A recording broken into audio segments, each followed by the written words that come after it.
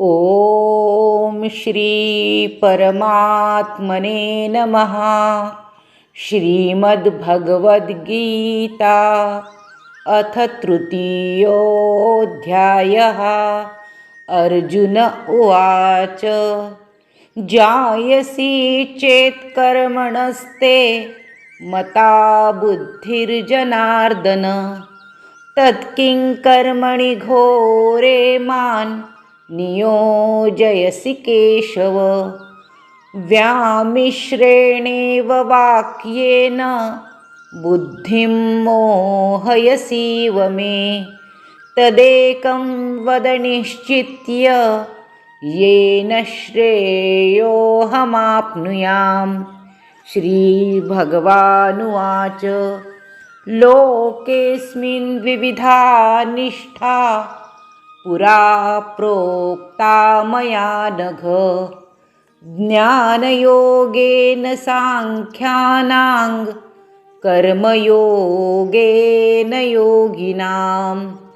न कर्मणामनारम्भान् नैष्कर्म्यं पुरुषोऽश्नुते।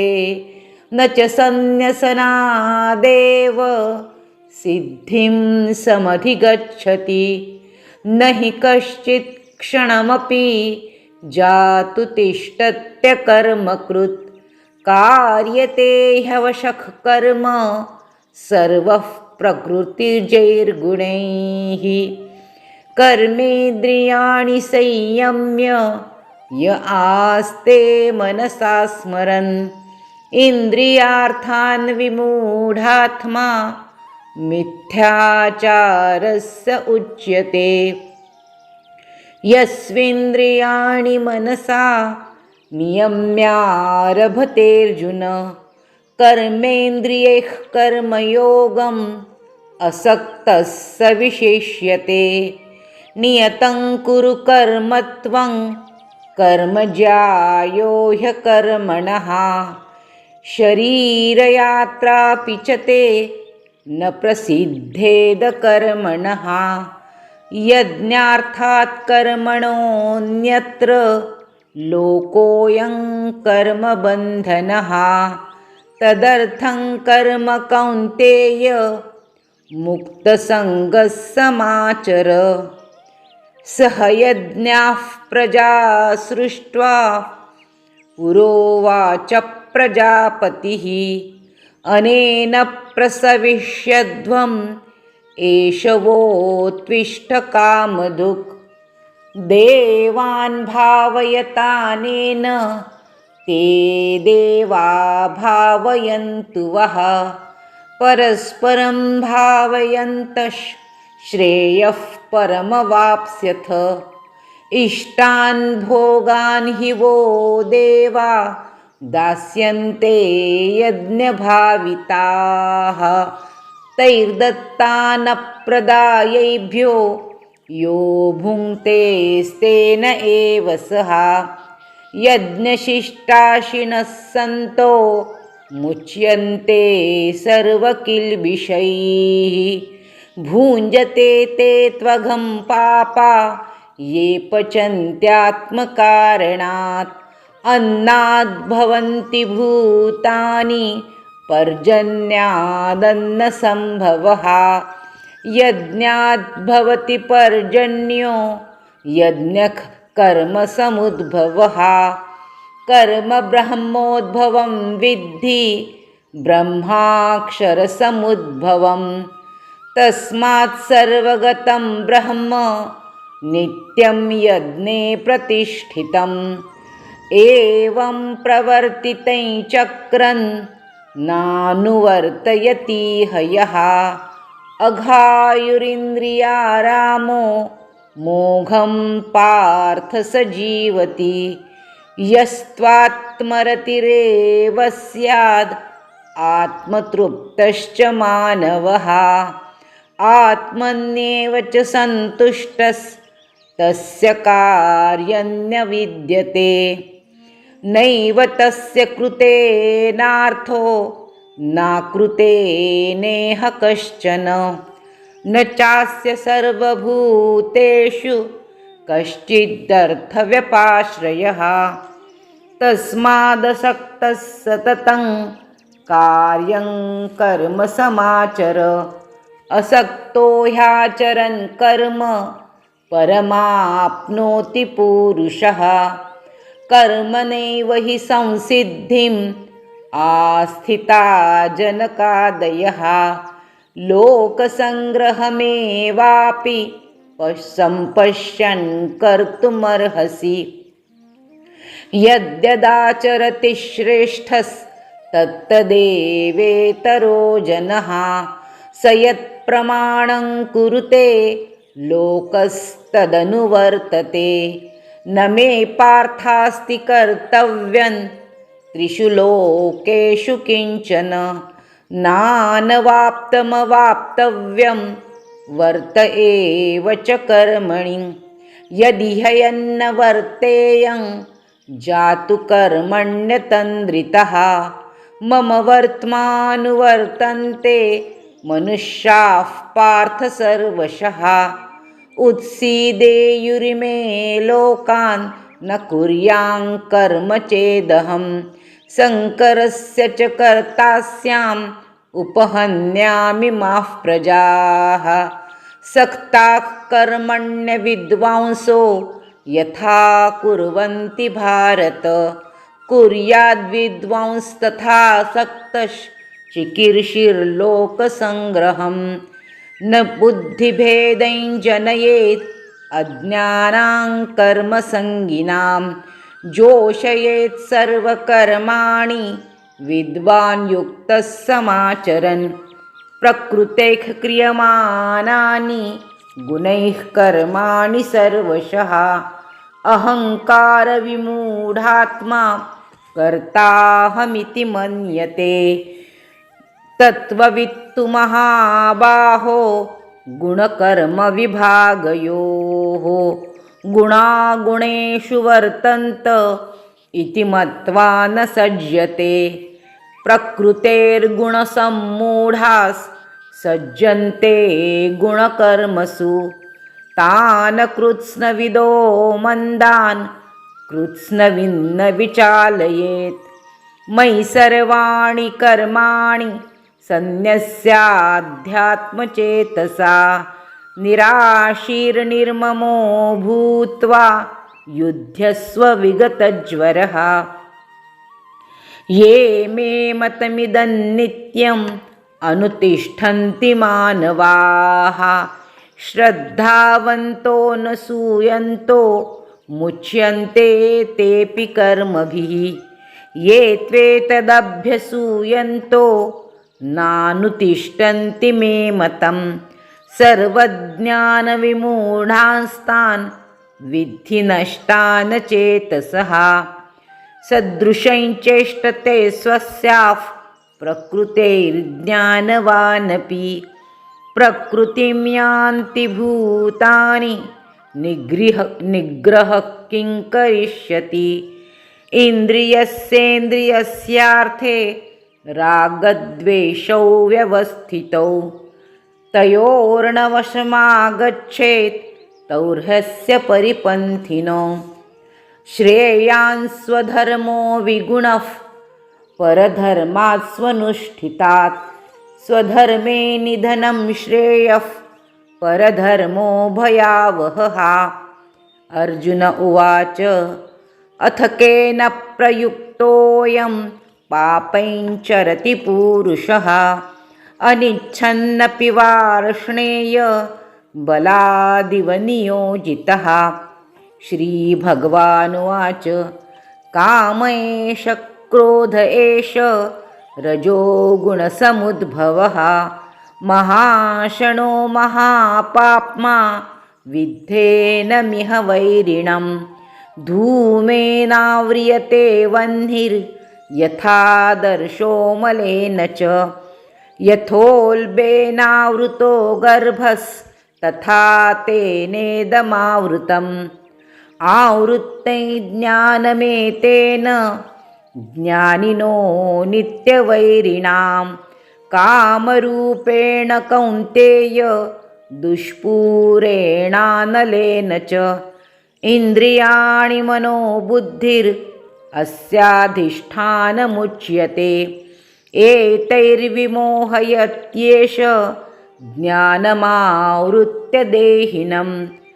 तस्मात् त्वमिन्द्रियाण्याद्यौ नियम्य भरतर्षभ।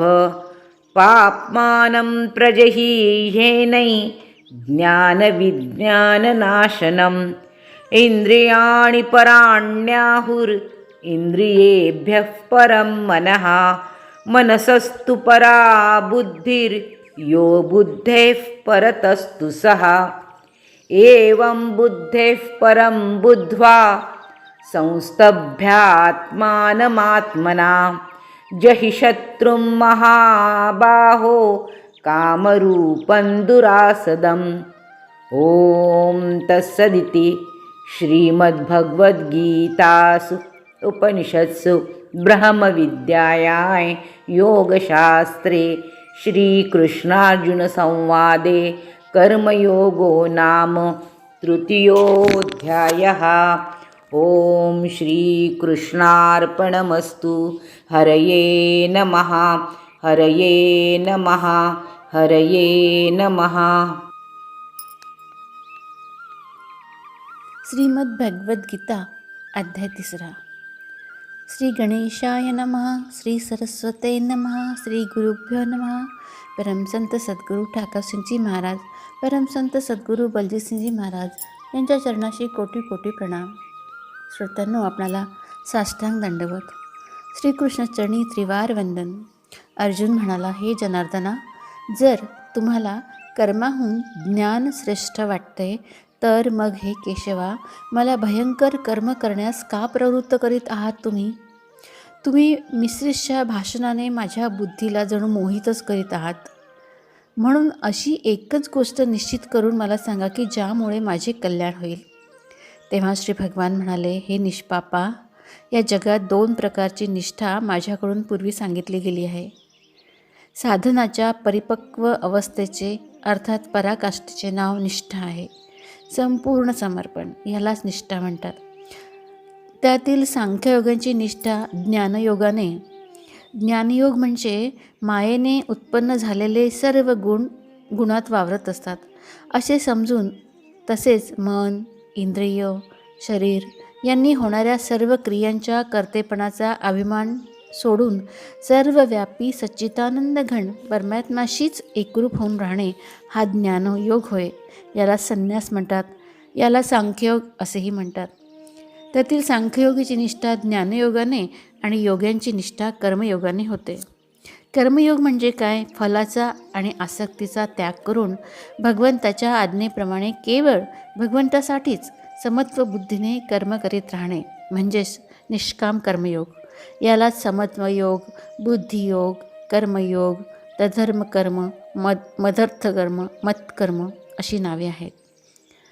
मनुष्य कर्मे केल्याशिवाय निष्कर्मतेला म्हणजे योगनिष्ठेला प्राप्त होत नाही आणि फक्त कर्माचा त्याग केल्याने तो सिद्धीला म्हणजे सांख्यनिष्ठेलाही प्राप्त होत नाही. निःसंशयपणे कोणीही मनुष्य कोणत्याही वेळी क्षणभरसुद्धा काम न करता राहत नाही. कारण सर्व मनुष्य समुदाय प्रकृतीपासून उत्पन्न झालेल्या गुणांमुळे पराधीन असल्यामुळे कर्म करायला भाग पाडला जातो. जो मूर्ख मनुष्य सर्व इंद्रिये बळेच वरवर आवरून मनाने त्या इंद्रियांच्या विषयांचे सेवन करीत राहतो तो मिथ्याचारी म्हणजे दांभिक म्हटला पाहिजे. म्हणून हे अर्जुना, जो मनुष्य मनाने इंद्रियांना ताब्यात ठेवून आसक्त न होता सर्व इंद्रियांच्या द्वारा कर्मयोगाचे आचरण करतो तो अतिशय श्रेष्ठ आहे.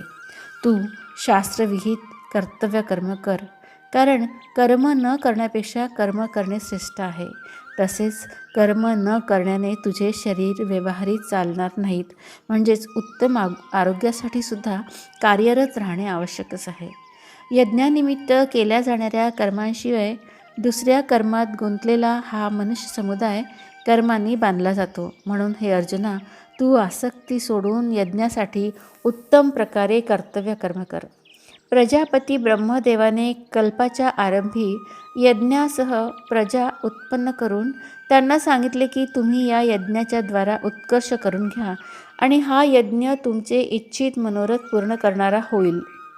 तुम्ही या यज्ञाने देवतांची पुष्टी करा आणि देवतांनी तुम्हाला पुष्ट करावे. अशा प्रकारे निस्वार्थीपणाने एकमेकांची उन्नती करीत तुम्ही परम कल्याणाला प्राप्त व्हाल. यज्ञाने पुष्ट झालेल्या देवता तुम्हाला न मागताही इच्छित भोग खात्रीने देत राहतील. अशा रीतीने त्या देवतांनी दिलेले भोग त्यांना अर्पण न करता जो पुरुष स्वतःच खातो तो चोरच होय. म्हणजे भगवंताला प्रथम नैवेद्य दाखवून मग तो प्रसाद आपण घ्यावा असंच. यज्ञ करून शिल्लक राहिलेले अन्न खाणारे श्रेष्ठ पुरुष सर्व पापांपासून मुक्त होतात. पण जे पापी लोक स्वतःच्या शरीर पोषणासाठी अन्न शिजवतात ते तर पापच खातात. सर्व प्राणी अन्नापासून उत्पन्न होतात. अन्न निर्मिती पावसापासून होते. पाऊस यज्ञामुळे पडतो आणि यज्ञ विहित कर्मामुळे घडतो. कर्मसमुदाय वेदांपासून आणि वेद अविनाशी परमात्म्यापासून उत्पन्न झालेले आहेत असे समज. यावरून हे सिद्ध होते की सर्वव्यापी परम अक्षर परमात्मा नेहमीच यज्ञात प्रतिष्ठित असतो.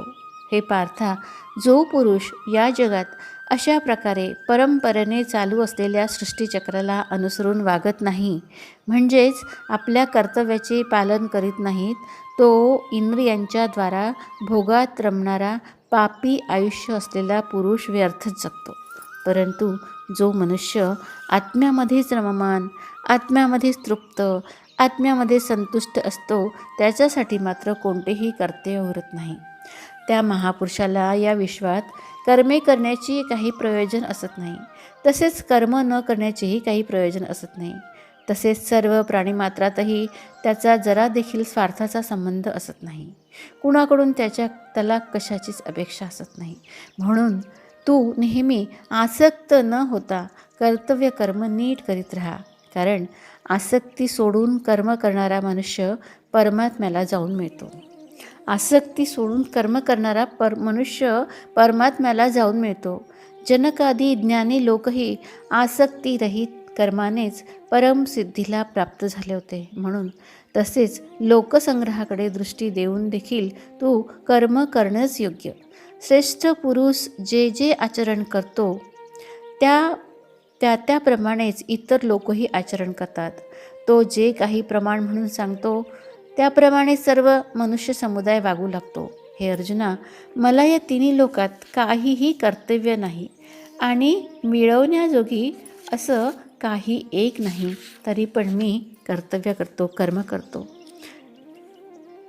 तरी मी कर्म करीतच असतो. कारण हे पार्था, जर का मी सावध होऊन कर्म केली नाही तर मोठे नुकसान होईल. कारण मनुष्य सर्व प्रकारे माझ्याच मार्गाचे अनुसरण करतात. म्हणून जर मी कर्म केले नाही तर ही सर्व माणसे नष्टभ्रष्ट होतील आणि मी संकटतेचे कारण होईल. तसेच या सर्व प्रजेचा घात करणारा होईल. हे भारता, कर्मात आसक्त असलेले अज्ञानी लोक ज्या रीतीने कर्म करतात त्याच रीतीने आसक्ती नसलेल्या विद्वानानेही लोकसंग्रह करण्याच्या इच्छेने कर्म करावेत. परमात्म स्वरूपात स्थिर असलेल्या ज्ञानी पुरुषाने शास्त्राने सांगितलेल्या कर्मात आसक्ती असलेल्या अज्ञानी लोकांच्या बुद्धीत भ्रम म्हणजेच कर्माविषयी अश्रद्धा निर्माण करू नये. उलट स्वतः शास्त्रविहित सर्व कर्मे उत्तम प्रकारे करीत त्यांच्याकडूनही तशीच कर्मे करून घ्यावीत. वास्तविक सर्व कर्म सर्व प्रकारे प्रकृतीच्या गुणांमार्फतच केली जातात. तरीही ज्याचे अंतःकरण अहंकाराने मोहित झाले आहे असा अज्ञानी पुरुष मी करता आहे असे म्हणतो. पण हे महाबाहो, गुणविभाग आणि कर्मविभाग, त्रिगुणात्मक मायेची कार्यरूप 5 महाभूते मन, बुद्धी, अहंकार, 5 ज्ञानेंद्रिय, 5 कर्मेंद्रिय आणि शब्द इत्यादी 5 विषय या सर्वांच्या समुदायाला गुणविभाग हे नाव आहे आणि त्यांच्या परस्परांशी होणाऱ्या क्रियांना कर्मविभाग हे नाव आहे. हे महाबाहो, गुणविभाग आणि कर्मविभाग यांचे तत्त्व जाणणारा ज्ञानयोगी सर्व गुणच गुणात वावरत असतात हे लक्षात घेऊन त्यामध्ये बिलकुलसुद्धा आसक्त होत नाही. अंतर्यामी मज परमात्म्यामध्ये गुंतलेल्या चित्ताने सर्व कर्मे मला समर्पण करून आशा ममता संतापरहित होऊन तू युद्ध कर. हे महाबाहो, जो कोणी मानव दोषदृष्टी टाकून श्रद्धायुक्त अंतःकरणाने माझ्या या मताचे नेहमी अनुसरण करतात तेही सर्व कर्मांपासून मुक्त होतात. परंतु जे मानव माझ्यावर दोषारोप करून माझ्या या मतानुसार वागत नाही त्या मूर्खांना तू सर्व ज्ञानांना मुकलेले आणि नष्ट झालेलेच समज. सर्व प्राणी प्रकृतीच्या वळणावर जातात, म्हणजेच आपल्या स्वभावाच्या अधीन होऊन कर्म करतात. ज्ञानीसुद्धा आपल्या स्वभावाच्या अनुसारच व्यवहार करतो. मग या विषयात कोणाचाही हट्टीपणा काय करील? प्रत्येक इंद्रियाच्या विषयात आसक्ती आणि द्वेष लपलेले असतात. माणसाने त्या दोहोंच्या आहारी जाता कामा नये, कारण ते दोन्हीही त्याच्या मार्गात विघ्न आणणारे मोठे शत्रू आहेत.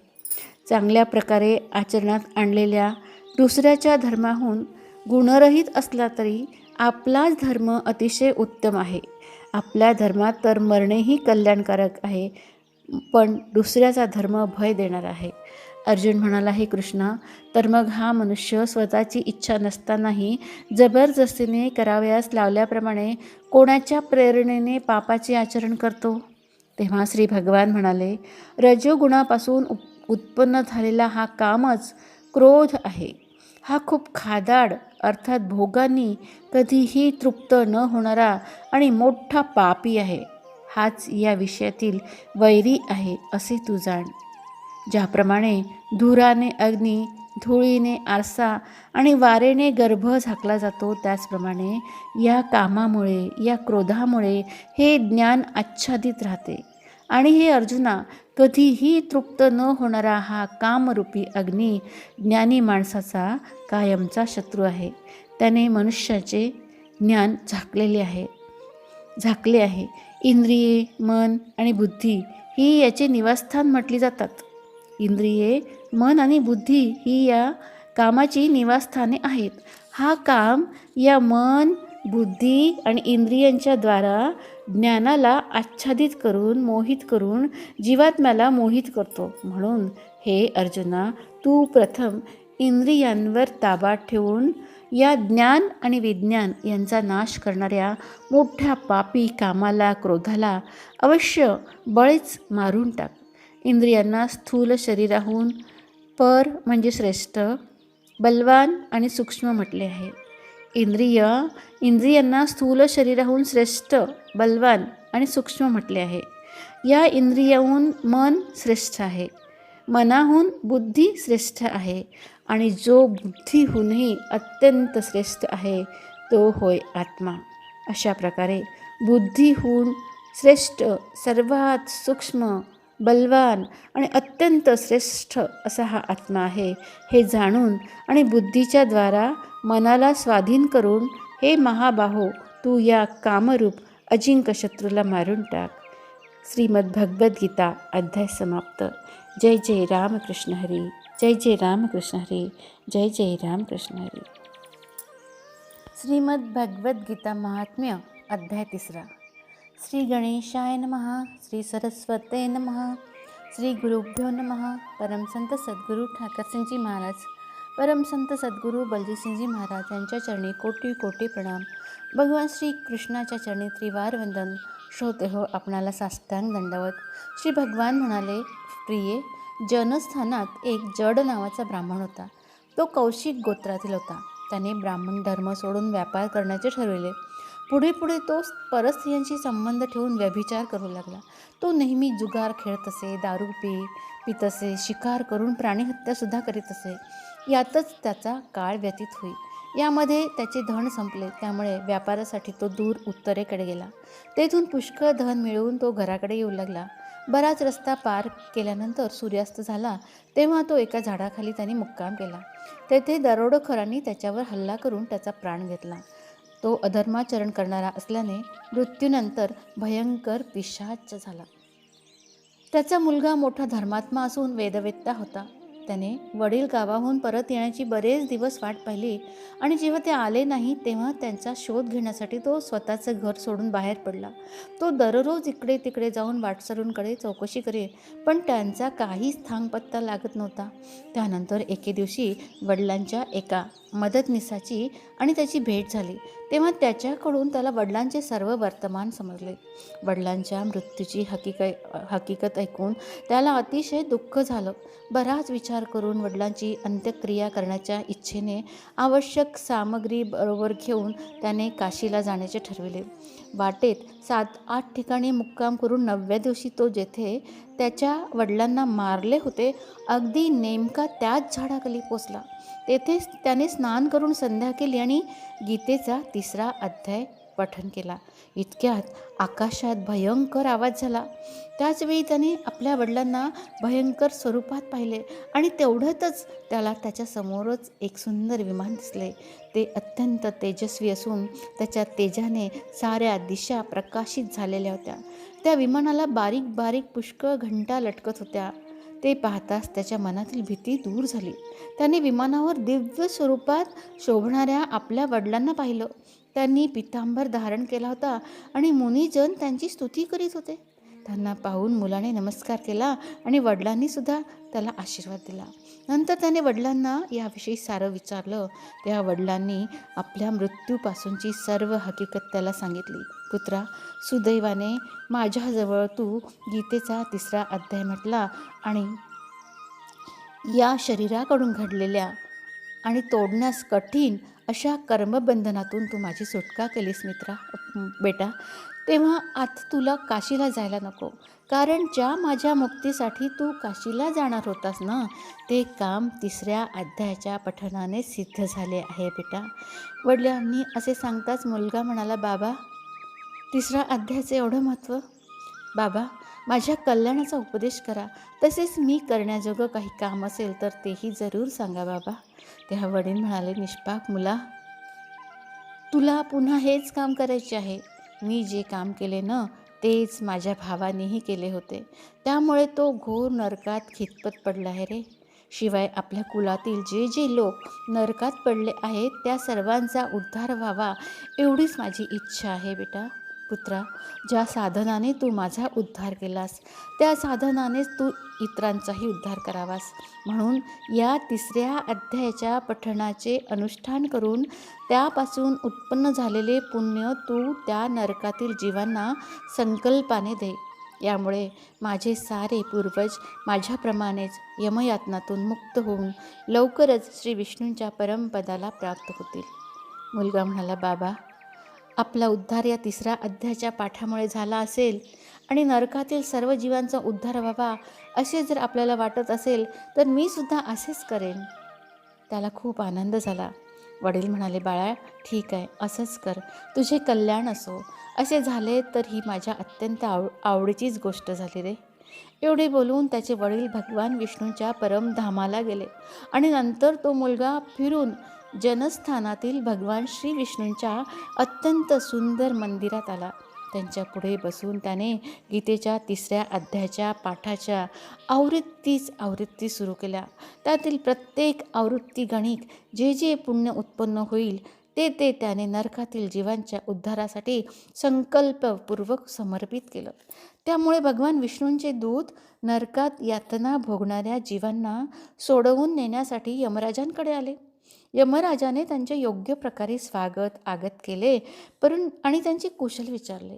विष्णुदूत म्हणाले, आमचे कुशल काय विचारता महाराज, आम्हाला तर सर्वत्र आनंदच आहे. पितृलोक सम्राट यमराजाने विचारलं, विष्णुदूतांनो, आपले येण्याचे प्रयोजन काय बरं? तेव्हा विष्णुदूत म्हणाले, यमराज, शेषशय्येवर पहुडलेल्या भगवान विष्णूंनी आपलं कुशल विचारलं आहे आणि आपल्याला आज्ञा केली आहे की आपण नरकातल्या सर्व जीवांना नरकातून काढून आमच्या स्वाधीन करा. अत्यंत तेजस्वी भगवान विष्णूंची ही आज्ञा ऐकून यमाने मस्तक लवून तिचा स्वीकार केला आणि मनोमन काही विचार केला आणि नंतर मदोन्मत्त नरकवासी जीवांना नरकातून मुक्त करून विष्णुदूतांच्या त्याने स्वाधीन केले आणि त्यांच्या पाठोपाठ आपणही श्रेष्ठ विमानात बसून भगवान विष्णूंच्या निवासस्थानाकडे क्षीरसागराकडे गेले. त्या सागरात कोट्यावधी सूर्यासारखे तेजस्वी, नीलकमलासारखे श्यामसुंदर लोकनाथ जगद्गुरू श्रीहरींचे त्यांनी दर्शन घेतले.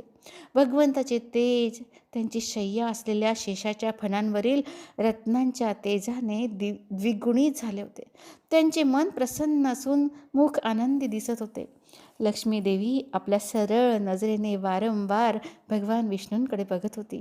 त्यांच्या चोहोबाजूला योगीजन त्यांच्या सेवेत मग्न होते. त्या योग्यांच्या डोळ्यांच्या बाहुल्या ध्यानावस्थेमुळे निश्चल दिसत होत्या. समोर देवराज इंद्र आपल्या शत्रूंचा पराभव व्हावा म्हणून भगवंताची स्तुती करीत होते.